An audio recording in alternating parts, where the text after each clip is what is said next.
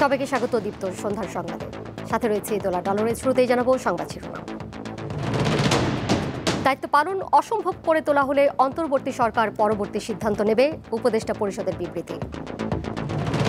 December থেকে জুনে নির্বাচন সম্ভব বলছে এনসিপি। রাতে বিএনপি জামায়াতের সঙ্গে ডক্টর ইউনূসের বৈঠক। ডিসেম্বর থেকে জুন যেই টাইম ফ্রেম দেওয়া হয়েছে জাতীয় নির্বাচনের জন্য প্রধান উপদেষ্টার পক্ষ থেকে, আমরা তো সেটা সমর্থন করেছি। আমরা বলছি যে তার আগেই যে 1 জুলাই ঘোষণাপত্র, বিচার, সংস্কার এগুলার নিশ্চিত করে আমরা জাতীয় নির্বাচনের দিকে যেতে পারি। সামান্য বৃষ্টিতে তলিয়ে যাচ্ছে নারায়ণগঞ্জ সিটির বিবি রোড সহ বহু এলাকা, ভোগান্তিতে পড়ছেন স্থানীয়রা।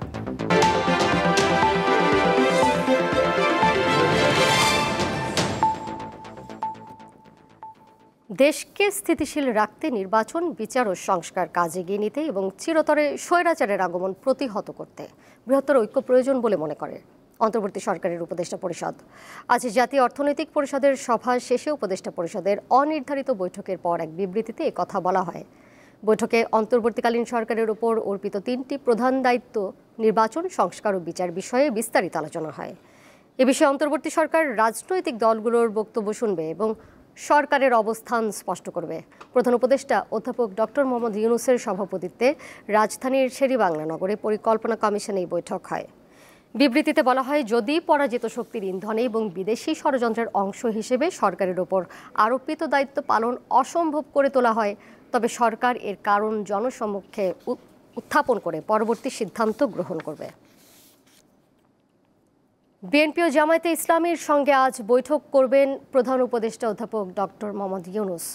সন্ধ্যা 7:30টায় বিএনপি এবং রাত 8টায় জামায়াতের সাথে বসবেন ডক্টর ইউনূস। বৈঠকে বিএনপির স্থায়ী কমিটির সদস্য খন্দকার মোশাররফ হোসেনের নেতৃত্বে একটি প্রতিনিধি দলের অংশ নেওয়ার কথা রয়েছে।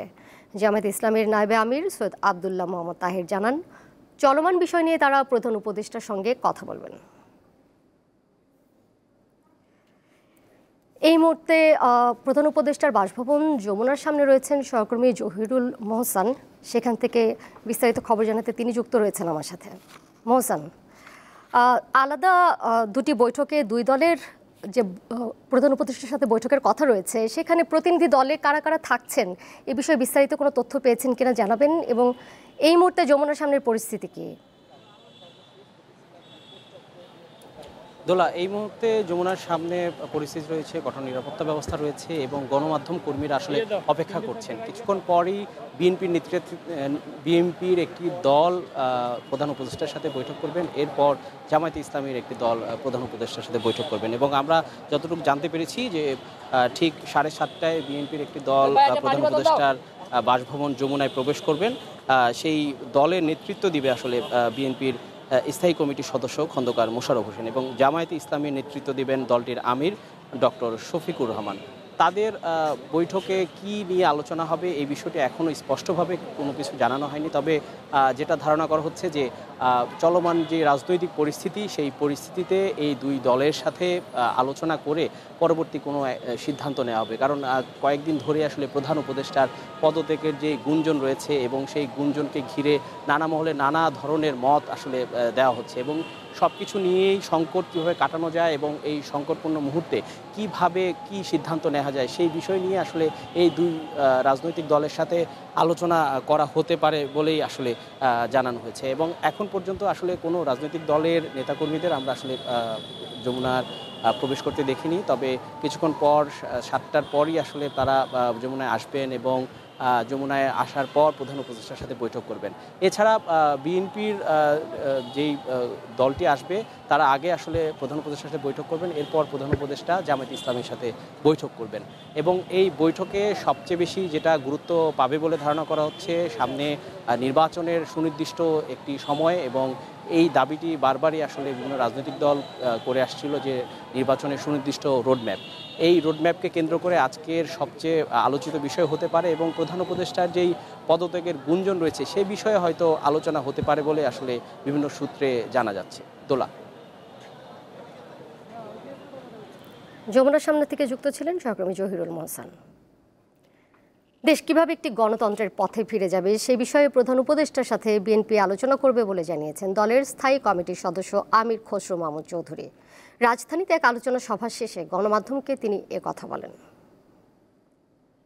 কিভাবে আমরা একটি গণতান্ত্রিক অর্ডারে ফিরে আসবো দ্রুত সময়ে, এইটাই হচ্ছে মুখ্য বিষয়।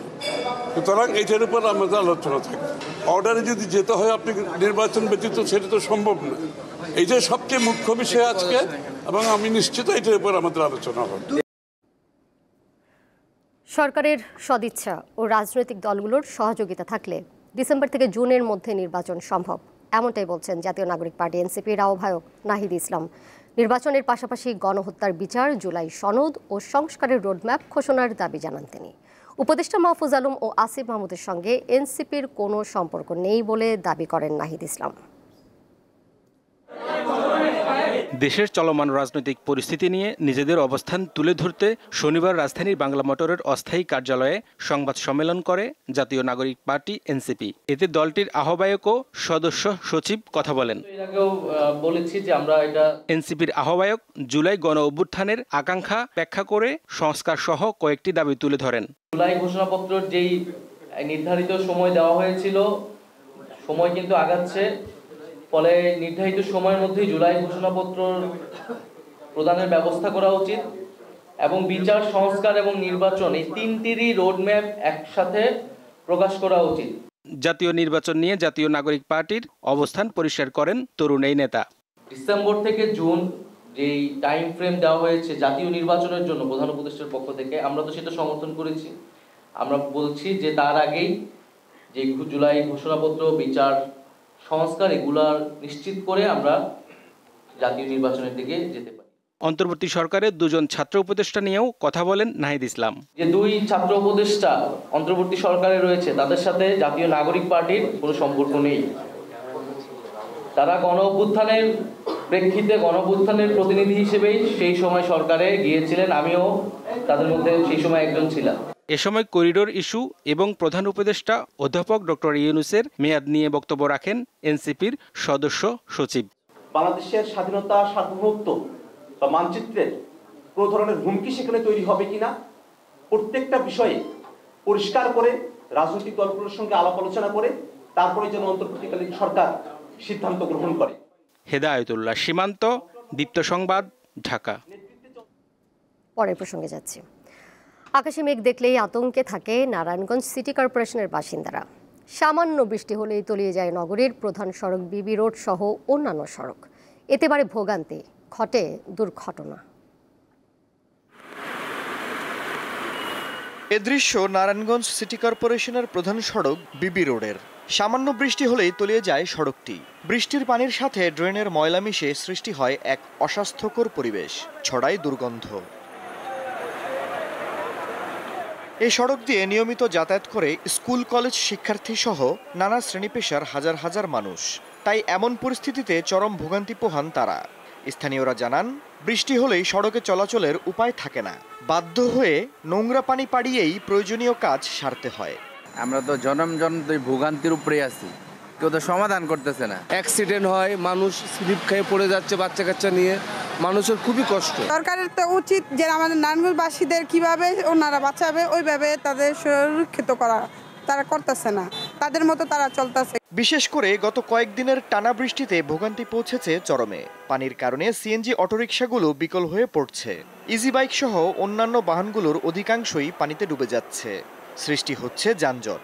এছাড়া অসময়ে ড্রেন নির্মাণ জনসাধারণের ভোগান্তি বাড়াচ্ছে। ড্রেন থেকে কোনো কিছু দেখা যায় না, পানিতে যে কোনো মুহূর্তে মানুষ দুর্ঘটনা অবহিত হইতে পারে, যে কোনো সময় মানুষের জীবনে যাইতে পারে।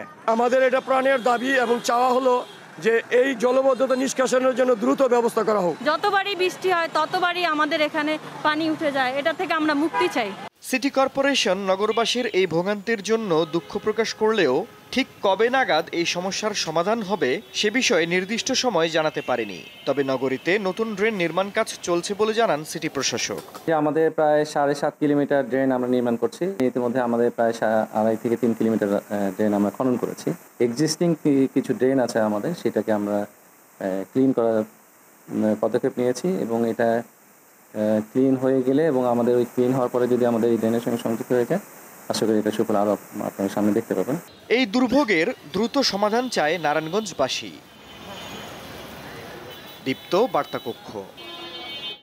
হাইকোর্ট নিয়ে বিরূপ মন্তব্য করায় লিখিতভাবেও সংবাদ সম্মেলন করে প্রকাশ্য ক্ষমা চাইতে এনসিপি নেতা সার্জিস আলমকে আদালত অবমাননার নোটিশ দেওয়া হয়েছে। সুপ্রিম কোর্টের আইনজীবী মোহাম্মদ জসিমউদ্দিন আজ এই নোটিশ পাঠিয়েছেন। তিনি জানান, নোটিশ পাওয়ার পর ক্ষমা না চাইলে আদালত অবমাননার অভিযোগে মামলা দায়ের করা হবে। সার্জিস আলম তার ফেসবুকে একটা পোস্ট দিয়েছেন, যে পোস্টে বলেছেন মব তৈরি করে যদি হাইকোর্টের রায় নেওয়া যায় তাহলে এই হাইকোর্টের দরকার কি।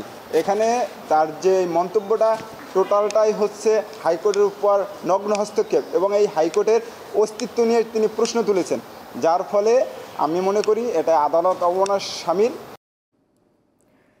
চট্টগ্রাম বন্দরের new mooring container terminal NCT বিদেশি অপারেটর ডিপি ওয়ার্ল্ডের কাছে ইজারা দেওয়ার পরিকল্পনার প্রতিবাদে বিক্ষোভ মিছিল ও সমাবেশ করেছে চট্টগ্রাম বন্দর জাতীয়তাবাদী শ্রমিক দল। সকালে বন্দর গেটের সংক্ষিপ্ত সমাবেশ শেষে মিছিলটি বারিক বিল্ডিং ও সল্ট গোলা ক্রসিং থেকে শুরু হয়ে বন্দর ভবন গেটে গিয়ে শেষ হয়। সমাবেশে প্রধান অতিথি বিএনপির মহানগর সদস্য সচিব নাজিমুর রহমান বলেন, এনসিটি একটি স্বয়ংসম্পূর্ণ টার্মিনাল, একে বিদেশিদের হাতে দেওয়ার প্রয়োজন নেই। এটি আত্মঘাতী সিদ্ধান্ত বলে মন্তব্য করেন তিনি।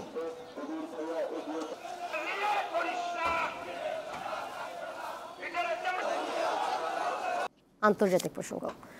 ফিলিস্তিনের অবরুদ্ধ গাজা ভূখণ্ডে ইসরায়েলি বাহিনীর হামলায় আরও ৭৬ ফিলিস্তিনি নিহত হয়েছেন। কাতার ভিত্তিক সংবাদ মাধ্যম আল জাজিরা জানায়, শুক্রবার ভোরে শুরু হওয়া হামলায় এই ঘটনা ঘটে। নিহত ৭৬ জনের মধ্যে ৫০ জনই গাজার উত্তরাঞ্চলীয় জাবালিয়া শরণার্থী শিবিরের বাসিন্দা ছিলেন। এদিকে জাতিসংঘের মহাসচিব অ্যান্টনিও গুতেরেস জানিয়েছেন, গাজায় পর্যাপ্ত পরিমাণে ত্রাণ প্রবেশ করতে দিচ্ছে না ইসরায়েল। রোহিত শর্মা টেস্ট থেকে অবসর নেওয়ার পর এই সংস্করণে ভারতের নতুন অধিনায়ক হলেন শুভমান গিল। ২০ জুন থেকে ইংল্যান্ডে শুরু হতে যাওয়া ৫ টেস্ট সিরিজে ভারতের অধিনায়কত্ব করবেন ২৫ বছর বয়সী ব্যাটার। আজ নতুন টেস্ট অধিনায়ক গিল ও সহ অধিনায়ক হিসেবে ঋষভ পান্তের নাম ঘোষণা করে ভারতের ক্রিকেট বোর্ড। ২০২০ সালের ২৬ ডিসেম্বর মেলবোর্নে অস্ট্রেলিয়ার বিপক্ষে টেস্ট অভিষেক গিলের এ পর্যন্ত ৩২ টেস্টে ৩৫.05 গড়ে ১,৮৯৩ রান করেছেন এই ডানহাতি তারকা।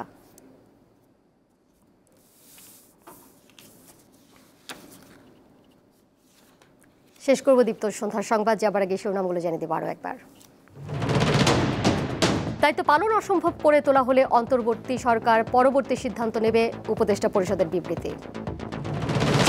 ডিসেম্বর থেকে জুনে নির্বাচন সম্ভব বলছে এনসিপি, রাতে বিএনপি জামায়াতের সঙ্গে ডক্টর ইউনূসের বৈঠক।